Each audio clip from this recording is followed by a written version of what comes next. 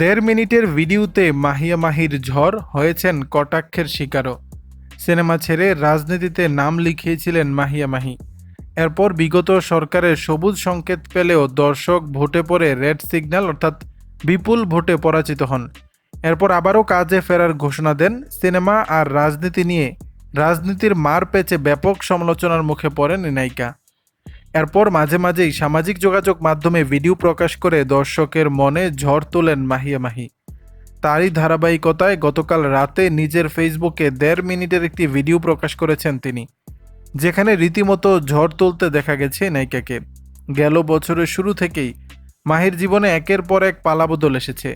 নির্বাচনে হার, ব্যক্তি জীবনে বিবাহ বিচ্ছেদ, সবকিছুকে পাশ কাটিয়ে নতুনভাবে ঘুরে দাঁড়াচ্ছেন তিনি।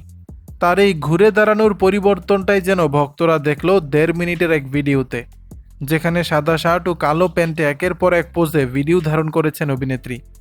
ভিডিওটি ইতিমধ্যে ভাইরাল।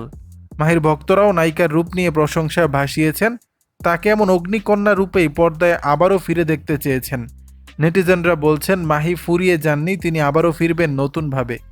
কেউ কেউ মাহির পুরনো লুকের সঙ্গে বর্তমান রূপের তুলনা টেনে মন্তব্য করেছেন। ভক্তদের এমন সব প্রতিক্রিয়া মাহি নিজেও বেশ উপভোগ করেছেন। তিনি জানিয়েছেন এখন থেকে নিজের প্রতি যত্ন নেবেন তিনি। একই সঙ্গে ভালো প্রজেক্ট পেলেই সিনেমাতে ফিরবেন, বুঝে শুনে কাজ করবেন। তবে কিছু কিছু ভক্ত তার এই ভিডিও নিয়ে কটাক্ষ করেছেন। দর্শক, বিষয়টি নিয়ে আপনাদের মতামত জানাবেন নিচের কমেন্ট বক্সে।